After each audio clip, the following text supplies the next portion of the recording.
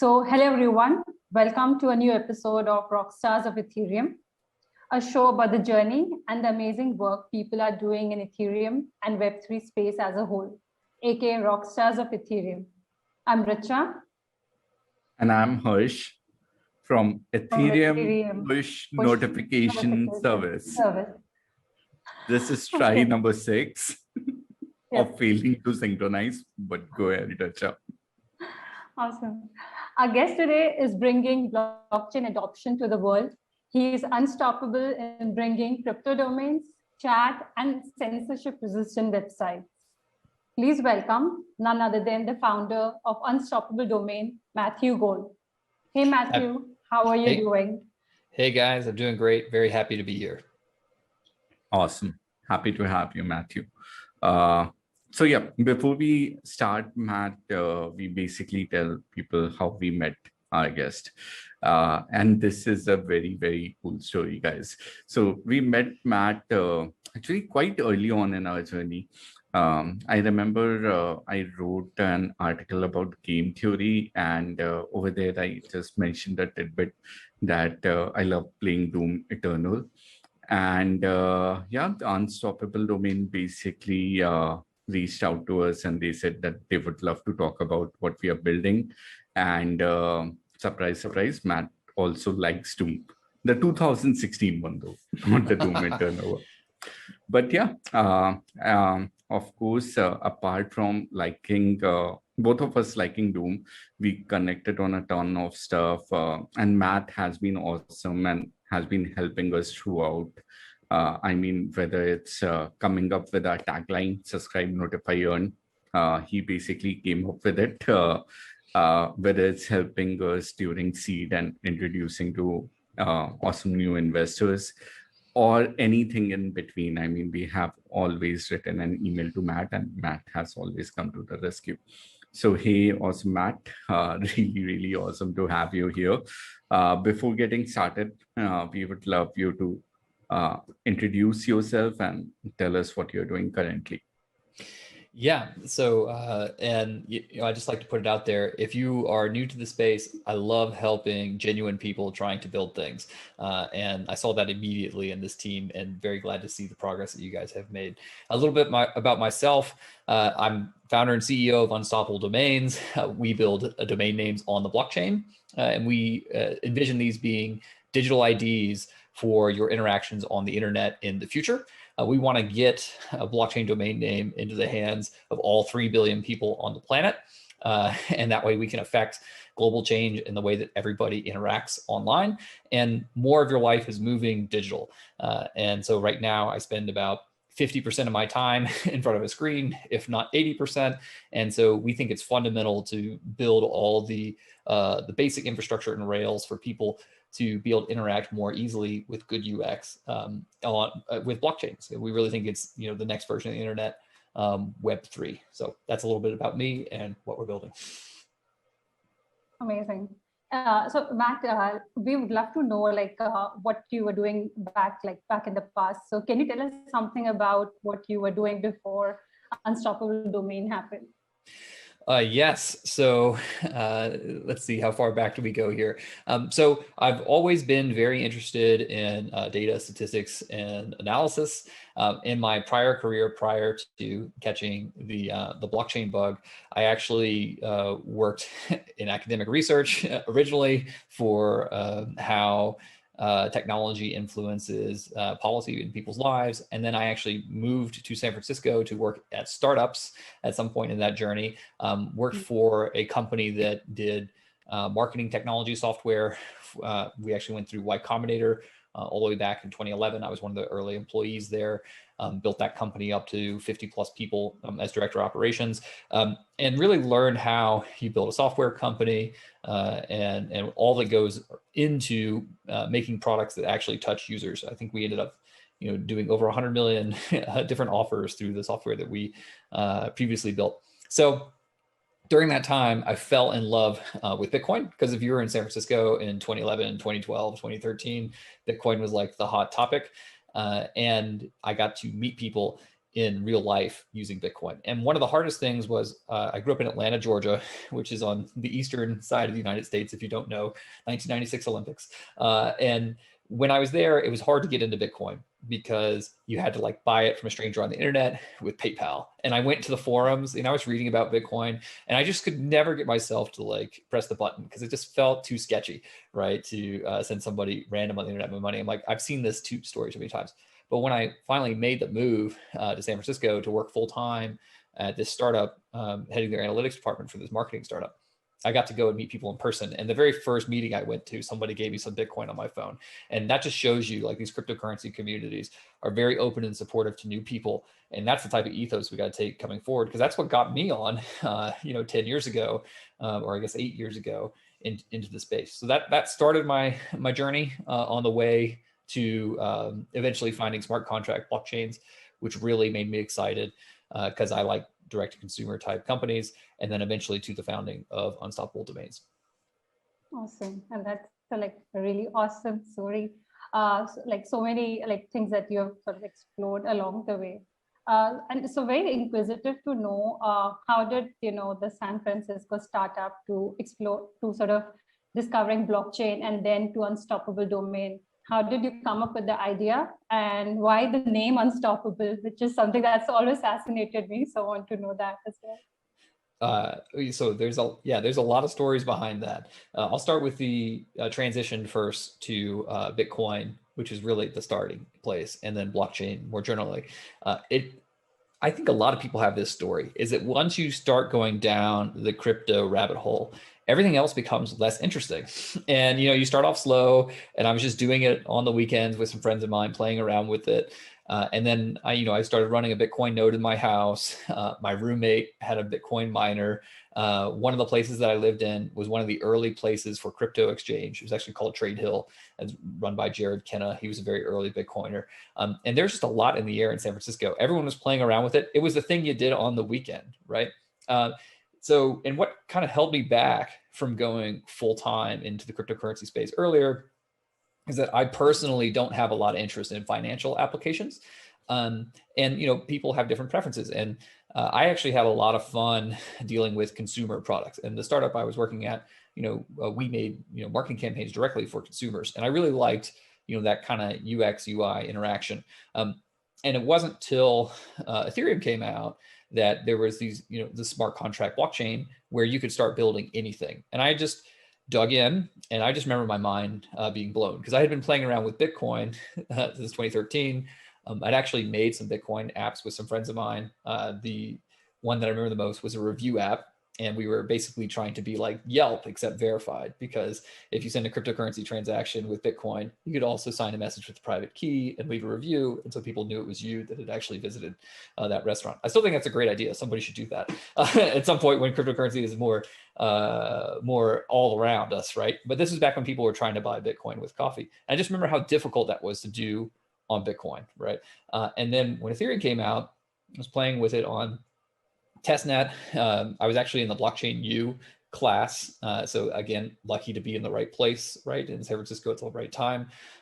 And got to meet Vitalik. He came in and presented to us, and got to be early playing with Ethereum even before it launched. And it was really just it took me probably a year just to get my head around all the different things you could do with Ethereum. And I will admit, when it first came out, that I thought there was no way it would work. So I thought that there was no way a smart contract blockchain could work. I was 100% sure, and I was wrong, right? But I changed my mind because it was proven to me that I was wrong, and it took me a year. So I would say that I would have been in blockchain even earlier if I hadn't been wrong and stubborn, if I had been more open-minded. So for people out there who think that blockchain and cryptocurrency is never going to be a big thing, I'll just tell you, I thought the exact same thing, but keep spending time on it. I think you will be convinced that it's the future. Amazing. And how about the name Unstoppable? What was the push behind that? Okay, yeah. So this is actually a great story. And I think that more founders need to hear this. So the first name that we picked we just picked a name that was basically Ethereum domains, right? That was like what we were working on. And that was like our working title. And we just picked a name that described what our business was doing, nothing very fancy or whatever. And we just said to ourselves, we'll figure out what our name is going to be in the future. And then, 6 months went by and we still hadn't picked a name yet. So I did what any smart founder would do, is I started a afternoon happy hour on Fridays, right? And then I made everybody at the team, you spent 1 hour every week, at least 1 hour on Fridays. It was for as long as people were there and drinking and eating pizza, where I brought my laptop or my piece of paper into the place where we would go out to get drinks and we would just brainstorm. And we actually called it name storming. I'm not even kidding, because we were complete nerds. And we would name storm for an hour and a half. And we wrote down hundreds of names. I mean, hundreds. And then you had to check and see if the .com was available, because, that's where everyone on the internet finds you. And so for people out there, if you're a founder and you don't have a name, first of all, I would say it's probably not going to just come to you magically unless you're just a very creative person. And that hard work does pay off. So it took us about maybe 3 months of every Friday just going and coming up with names. And Unstoppable Domains was our favorite out of that list. We thought it really captured the essence of crypto projects. We want crypto projects that will exist and stand the test of time, that they're and we wanted that feeling of impending, like it's definitely coming, and we want to communicate this to other users. And there's still a lot of other people out there who are unsure, right? Like they're like, oh, is crypto going to be a thing? Is blockchain going to be a thing? And I just tell them it's unstoppable. And I thought that was a good way to catch the feeling that we wanted to communicate to our users. So, and we have about 299 other names somewhere in a spreadsheet. And there are a few of them that are probably as good as Unstoppable on there, but this is the one that we ended up voting on as a team and coming to. So, happy hour, drinks, pizza, and effort, I think, is how you get to a name if you're trying to start a company. Well, I want to start another company just because of that story. Yeah, you can always just pick up a couple of names for the next 2 or 3. Yeah. Yep. So let's talk about working. Happy Fridays. Are they still happening in Unstoppable domain, especially around COVID times? How do you guys manage right now?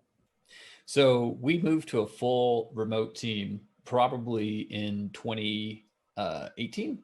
So we were all in the same place, co-located in 2017, because there were only 3 or 5 of us, depending on when you were in that year. So there's not very many of us, and we just all piled in the same place. But we actually made a decision early to be remote, and this is pre-pandemic. And the truth is that different people on our team wanted to live in different places, right? And like one guy wanted to be in Miami, and I wanted to be in Nevada. Another guy wanted to be in Southern California. One wanted to be in San Francisco. And because everyone had a different place where they wanted to be, we just thought, okay, let's embrace this thing and go remote. And this is back in 2018. We actually got a lot of resistance from external sources. So we had, there were other people who were telling us, hey, it's a bad idea. It's going to make it harder for you to get fundraising and all these other kind of things. But we went with our gut and we chose what was best for our team at the time.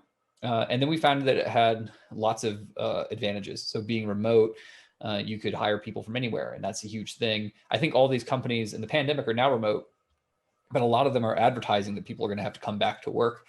I don't think they realize it, but their employees just aren't going to come back, right? They're going to be like, no, thanks. I'm going to work remote and you can have your company. I don't want to be there anymore, because remote has really opened things up. So I think the world has changed now. Everybody's remote. And so now you're asking, like, how do we connect as a team? I would say it's very challenging. We set up sometimes every month where we get together as a team. We have our quarterly reviews together as a team. We try to get more interaction at the local level. Like if you and 3 other people live in the same place, maybe you get together. We recently had, a small meetup in London and a small meetup in New York, because we have some of our sub teams there that we're able to get together, trying to encourage that more. We just hit 60 people. So we're starting to feel that kind of strain on building that community culture. And so we're working on making sure that that works as we grow. So I would say it's very hard. You have to be thoughtful about it, spend some time, spend some resources on it. We will be getting together as soon as vaccines more readily available globally, I think it's important for the team to all get into one place at least once or twice a year. So that is on our to-do list. But right now, yeah, I'll admit it's tough to keep team cohesion with purely remote teams. And there are great teams like I think GitLab does it, and they're really inspiring. Like, how do these people get to 1,000-person organization and keeping everyone heading in the same direction, working on the right thing? I actually go and see what they do, to be perfectly honest. I'm like, that's a good idea. We're going to do that. And we find it. But yeah, we're working through it. Awesome. Matt, you mentioned that a few of your team members, they are working from UK, London. So how does the team meetings happen on a day-to-day basis? I mean, I'm asking for my team, to be honest. Mm-hmm. Well, so we try to do as much as possible asynchronously. I think that's a really big deal. We record a lot of things, which feels weird at first, but we actually record interviews, right? Not all of them, just certain interviews in order to make it easier to share with the other team members. Maybe they couldn't be there to be part of the interview process. We want to make that easier. We'll record meeting notes. We'll record important conversations. And we just post all these recordings in Slack. So we just use up a ton of bandwidth on G Drive and Slack with all these videos that we're posting, and Discord as well. And like, that's fine. We're just totally okay with that. So we try to use technology as best as we can so that we can continue to work asynchronously. Taking good notes is very important. And then we have a slogan internally. It's called low bullshit, right? So it's like, because if you say no bullshit, then people know that you're lying, because that's not possible. There's always going to be a little bit of bullshit. So we just try to keep things low bullshit is the term that we use. So internally, we try to be very candid with each other. This helps with communication, because communication is hard. And then if you try to communicate without being direct, sometimes it makes it even harder.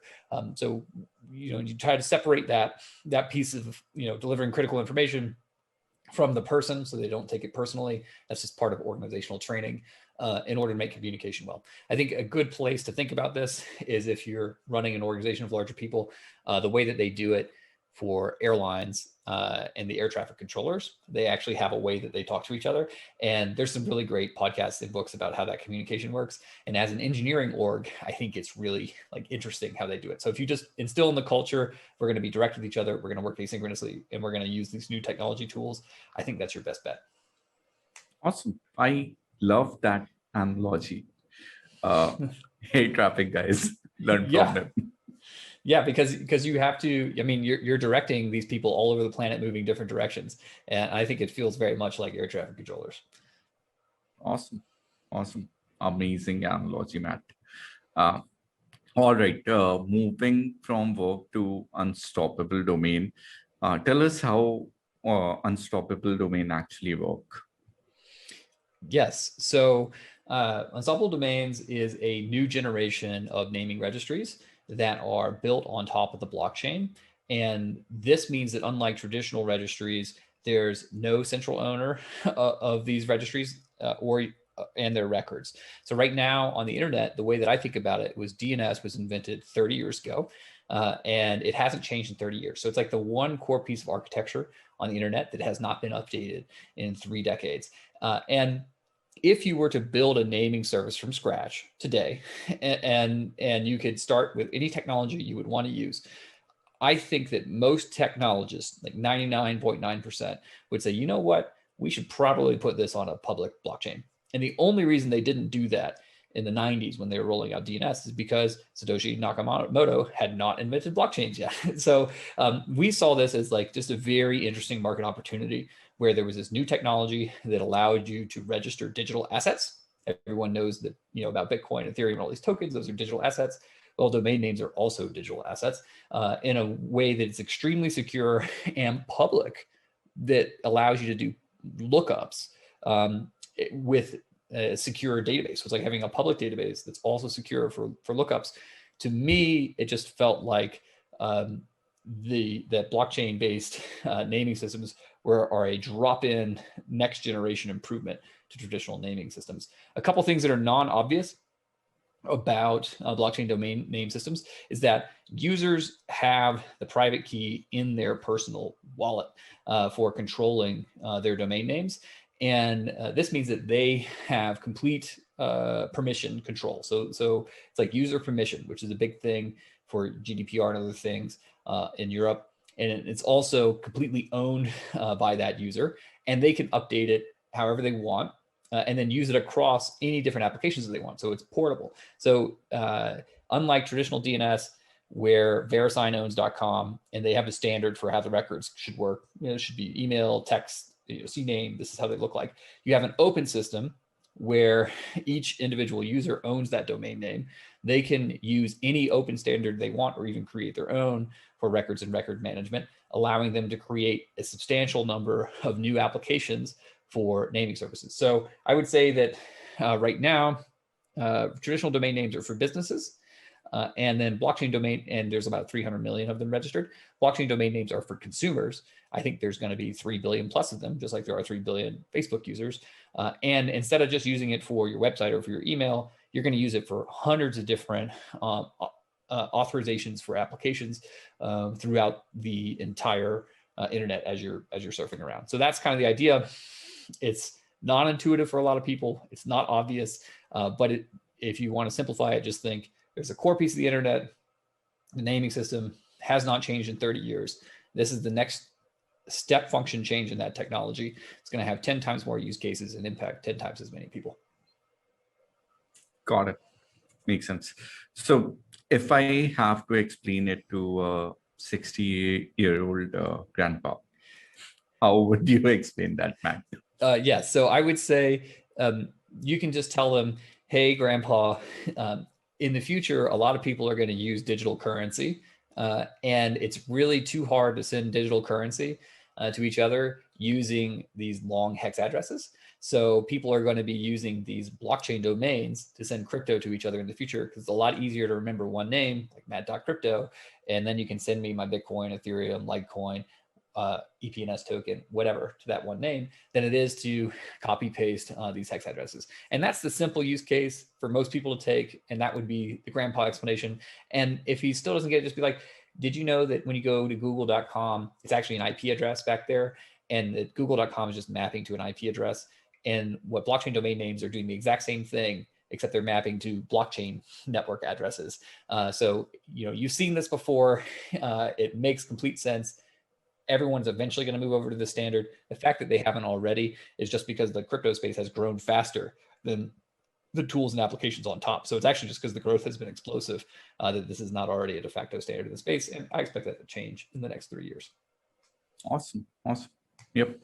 And yeah, just a small correction for grandpa. It's not EPNS token, it's push tokens. And thanks for plugging in. Yeah, no worries. All right. So another question. Unstoppable domains, we totally get the creative use case it has right now.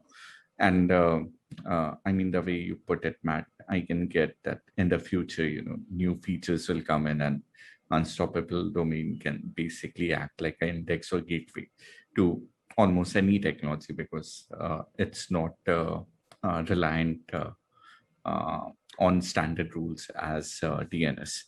But yeah, the question I want to ask is like, what does the future feature for unstoppable domains hold?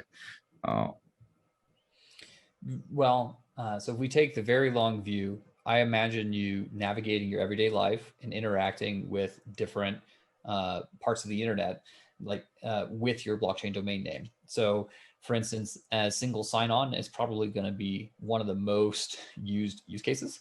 And then as you authorize into apps right now, you do this already. If you're a crypto user, if you use Ethereum and you trade on Uniswap, you're signing in with your wallet address, right? Using one of whatever the wallet standard are that you're working on. And the issue with that is that you cannot map it to other resources that application may want to access. And so if you sign on and you have a domain name associated with that sign on, so it's associated back to that address, and in a reverse lookup fashion, then you can have all sorts of additional resources that that application could ask for. So what are some ideas what this could look like? You could sign on to Uniswap and it could ping you and say, hey, can you confirm your KYC for trading in the United States? Because we noticed that you're located there. And then you could sign a message and say, yes, you're allowed to look at it. And then they could get permission through an authorization protocol to check that KYC info to make sure that you're trading following the rules in this country. Another one is you could be on a healthcare website. And this is one that I like to use. And let's say you need to pick up your prescription, right? And so the way that you could authenticate that you have a prescription is when you check out the doctor's office, you scan your wallet, it communicates through an authorization protocol, saves information about that prescription medication. And then when you go online, the site, you can sign in with your domain name again, and then they can permission access to see your doctor prescribed medication. And then they'll say, oh yes, this guy does have a prescription. And like that one, that's going to take the longest because we all know healthcare is going to take a long time. But I like to say it's probably going to happen for my pet first, right? So like my dog, Ollie, I'll probably be able to go to the vet. And then when I scan Ollie out, I'll scan my phone just like I do with Apple Pay. And then I'll, save some information about that visit. And then when I go to pick up his pet medication, wherever that is, I can also scan my phone again. That will confirm my access. So there's all these things in your life where you have an interaction at one place on the internet or in real life, like at the doctor's office or, concert tickets that you buy online. And then you need to take that information from that database and you need to move it over to another place in your life. Like when you go to the concert and you want to turn in your ticket or I need to go in to pick up my prescribed medication. And this is exactly what blockchains are for, because you have this public database in the background. And we're just trying to build a coordinating function as a naming service to make it easier to do those associations. And again, we just are really focused on that one thing, is being that naming service, because there's all sorts of applications and interactions on top of that, EPNS and push token being a great example of that, we need not just one or two teams to build these types of interactions. We're going to need tens of thousands, if not millions of developers to come in here and help make the world just easier to interact with. I mean, if you can save everyone on the planet, a minute a day, you're saving millions of lives you're saving over a decade with that time. And I think that's huge. That's fascinating, actually. Just a glimpse of the future, guys. So Matt, if I have to get a crypto domain, what do I have to do? Yes. So I would say right now, it's super easy. You just go to our website, unstoppabledomains.com, do a search, find a domain name that you like, and then you can pick it up. And then I would also say that if you are active on Twitter, you can follow us on Twitter. We actually just did a domain name giveaway like 2 weeks ago for end users. Actually, I think it was last week. So pay attention there. You may get a chance to pick up a domain name for free so that you can start using the technology. Right now, this technology is really for hardcore crypto people because block gas fees are so high and there's all these other type of issues. We hope over the next 12 months to fundamentally solve a lot of those problems so that we'll be able to drop prices significantly enough for new users to come on. And I actually think you're going to end up getting a domain name as part of the wallet onboarding experience. So if you want to check it out today, unstoppabledomains.com, go pick up a domain name, drop in our Discord or our Telegram and talk about, we'll help you learn how you can get the most out of using your blockchain domain name. And then keep an eye out because I think we'll be coming to a wallet near you. Awesome. Nicely said, Matt. All right. So, the serious part of the interview is over, Matt. Let's move to the fun questions. Richa has already prepared like a lot of rapid fire questions for you, which is one of the segment we have. But before that, I want to ask about the beverage you are drinking. It seems like a very cool beverage to have. Yes, this is my personal addiction. So it's Thumbs Up for those who don't know.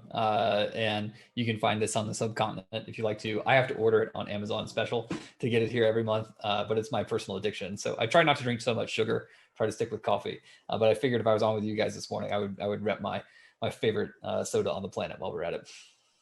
Yep. I grew up drinking loads and loads of it. It's got that. All right, so Yep. It's not Coke, it's not Pepsi. It's kind of in the middle, and it's amazing like how they got it right, at least for a major part of the Indian subcontinent. So yeah. 100%. All right, on to Richa and her rapid fire questions. Yeah. So Matt, like really quick questions. Maybe you can take 5 to 10 seconds to answer them. Really simple ones. So I'll just get started with that. All right. The first one. If blockchain didn't exist, what would you be doing? Oh, I have no idea. So I'd probably still be working at a tech startup in San Francisco, something to do with UX, either that or sitting on a beach. All right. Or also making your the Bitcoin app that you were talking about. Maybe that idea as well. Yeah, but if blockchains didn't exist, I wouldn't be doing that either. Yeah. I have no other ideas. I only have blockchain ideas. Awesome. All right. The obvious one, your favorite drink? Oh, so I mean, thumbs up is my favorite soda, right? My favorite juice is grapefruit juice, and then my favorite everyday drink has to be coffee, and then my favorite beer, anything that's a sour. I'm a big fan of sours. So, and then I don't have a favorite wine because I'm not fancy enough, and then I don't have a favorite liquor. Although I'm starting to lean towards a couple of bourbons, but I don't have a favorite yet. All right, awesome. That's a whole array of drinks now we know about you. Yeah, perfect. Yeah. None of those are my password, by the way. So just for those out there listening, don't worry. Yep. Okay, if you were forced to open a bar, what would you name it? Wow. Okay. I'd probably go with Degens, just because I think that DeFi is in the air, and if I was to pick one right now, the name would probably change in the future. Either that or non-fungible memories or something like that. If I was going to go with it, something blockchain. Cool. Blockchain. Yeah, very cool. What's the best piece of advice you've ever received? Yeah, this is actually from my dad, and it was from when I was younger. And I didn't know what I wanted to do. And I think I was maybe 17 or 18. I think a lot of people go through this. And I had too many choices in my life. I didn't know what college I wanted to go to. I didn't know if I wanted to go to college. I didn't know what I wanted to study. And he just sat me down and he said, just start doing things, right? And he's like, the best way is to just go do a bunch of stuff. He's like, if you can't figure it out, optimize your life for doing as much as you can. He's like, Monday through Sunday, do something every day, 15 hours a day, just do something. And he told me that, and it's had a huge impact because it helped me get rid of a lot of my anxiety. And whenever I get anxious about something now, I'm like, well, let's try it. Right. And that's my reflex. I think there's a movie about this. It's called Yes Man or something like that. And it came out much later, like after my dad gave me this advice. But I also, whenever I'm feeling depressed or something like that, I'll go and watch that movie. It's a ridiculous movie. It's not a very good movie. But it's just a reminder that like life is really short. Don't be paralyzed by fear or doubt or any of these other things. Just take that chance. And the downside is a lot less than you think, and the upside is a lot more. That's amazing and such a wonderful piece of advice. Netflix series that you're watching right now? I'm watching the new Gotham series and I believe that's on Netflix. And then I just realized for the first time in my life that when you read it, when it comes up on the screen, it actually looks like Got Ham. Right. Like it looks not like Gotham. And so every time I watch this now, I'm just like, I feel like it's a really bad commercial for the pork industry, which is like funny to me. Like my whole childhood, I never really thought about it, but Gotham, if you can't unsee it, like if you think about it now. So that's the one that I'm currently watching. I also just finished Bridgerton, right? Which is like, maybe you wouldn't think that I would watch Bridgerton. It's brilliant. The person who wrote that she's a genius, I think. So I watched that whole thing through. It was one of those things my wife had on the TV and I started watching. And then before you know it, I'm sitting there and I'm watching like 100% of the episodes all the way through. So really enjoyed that one as well. Amazing. Your favorite video game? So it's Doom. And then there's another one, Smite, and I play Smite with my brother. But Doom is by far my favorite, but I still like the older versions more. So more people out there, if you are interested, hit me up. I love to play old Doom. Awesome. All right. So if you could only eat 3 foods for the rest of your life, what would that be? So chocolate is definitely on that list. I might include peanut butter on there. and bacon. So probably bacon and eggs, and then some chocolate. If I was held a gun to my head. The other thing that people mention is like, what's the most practical food to eat every day for the rest of your life? And burrito was one. And so this is one of those conversations you have on happy hours, right? On Fridays, for like, what would be a practical food to eat for the rest of your life? And we came up with burrito because with a burrito, you can put all sorts of stuff in it, right? So you could actually have like a burrito that has everything that would be pretty healthy. So if I'm going for like health, probably burrito. But if you're asking me my favorite foods, and, it's bacon and eggs and chocolate. Those are the things on my list.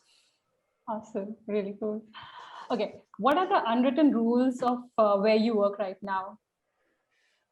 So we're actually trying to write them down, like as of right now, like we're actually in the process of writing this down. And as you start working in bigger teams, it's important to kind of communicate these things in a way that everyone can go back and reference it.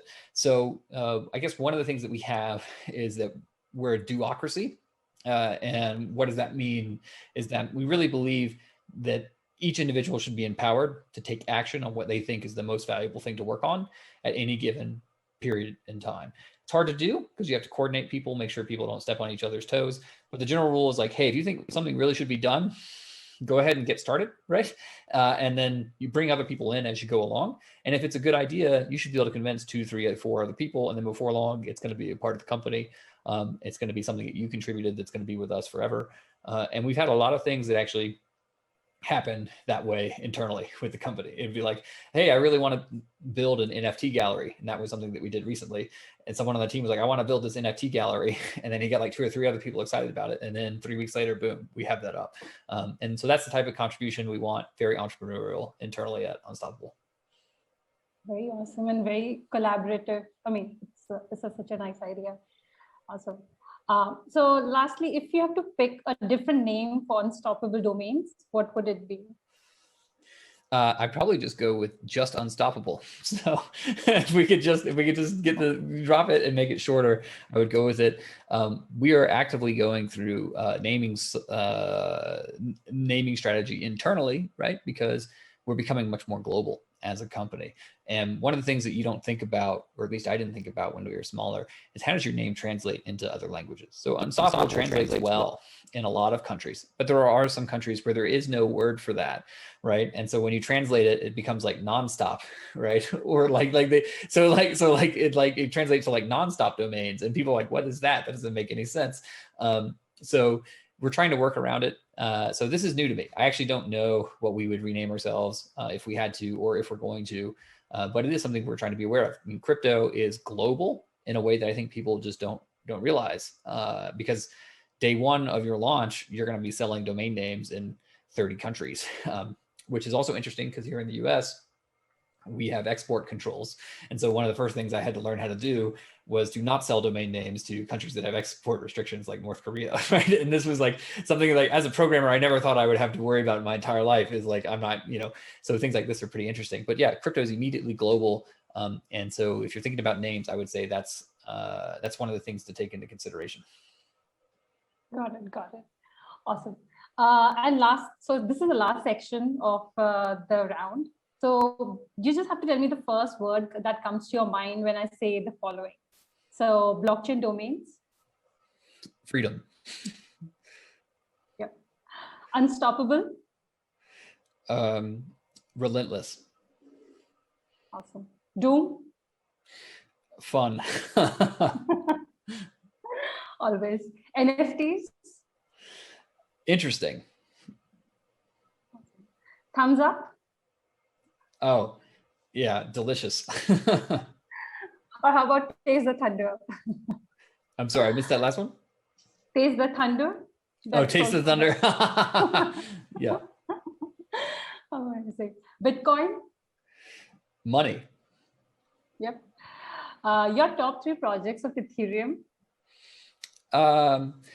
Well, I mean, I think you have to credit the guys at the Ethereum Foundation themselves for all the work that they do on that. And then I actually also am going to credit the node providers. So I actually am a big fan of what the people at Geeth are doing. I think they do a fantastic job. And then the guys building the libraries that most people depend on, Web3 and Ethers.js. So I think those people are underrepresented because they do not have a consumer brand. But I think that they are super important. And there are other base layer infrastructure projects like that that are very big. And some of these are actually very small numbers of people. There's like literally less than a dozen people who are actively working on the big things like proof of stake. I mean, there's probably, closer to 50 or 100 total in that, but there's like 12 people every day. Same thing with Keith. I mean, their team is probably less than 5, and I don't know how they do it. So yeah, I would love to give a shout out to Keith, the people working on the core protocol at Ethereum and ETH Research. We've had, and then also some of these library developers, Web3 and Ethers.js. Amazing, wonderful. And finally, Matt, what does Ethereum mean to you? It means so much. It's hard to put that in a sentence. I think if I had to simplify it down, I would say that I really believe it's the next part of the internet that's opening up, and that it feels like a new frontier. And I think that they titled one of their versions of Ethereum as Frontier version. I still feel like it's the frontier, and that I can't advertise it enough to people. We need to educate as many people as possible, as quickly as possible, about this new digital frontier. I think it brings a lot more freedom of expression, freedom to manage your own money, control over your lives across the whole planet, and at a speed that I think the only time we've experienced something like this before, before the internet came out, was the printing press. And like the changes that we're having now in our society are going to be that big with the internet plus blockchain and all these other digital technologies. Yeah, so that's hard for me to put in a sentence, but that's how I feel about frontier if I had to pick a word. Well, that's really, really nicely put, Matt. No wonder you have a podcast of your own as well. You explain it so well. Well, I appreciate it. Yeah. And, a simple plug for the podcast, please check us out, the Unstoppable Podcast, Matthew Gould and Diana Chen. That's my co-host. And I think we've actually had Harsh on, so we'll probably have an upcoming podcast with you as well. And it's important to educate people. I think people really underestimate education is a big part of crypto. And everyone needs to pitch in. Even founders of these budding companies need to get on and explain to people how this works, because it's not intuitive. Yep. 100% agree. Well, that's about it, Matt. Thanks for being so awesome and taking the time out to come and be a rock star with us. Till next time, guys, stay awesome. Bye.